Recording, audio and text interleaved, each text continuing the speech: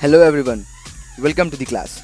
Now in this video we're gonna learn the ifconfig command.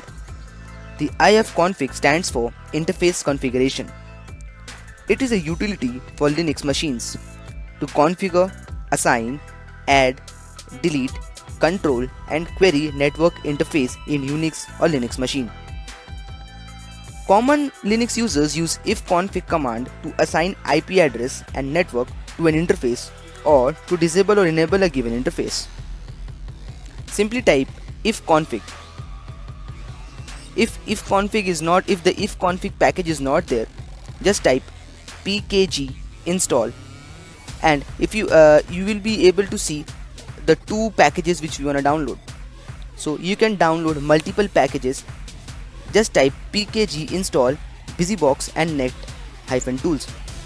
Since it is already installed in my Termux, so it is showing that the tool is already in the newest version. So just clear the screen. Now type ifconfig. Just a second, my Wi-Fi is off. Yeah.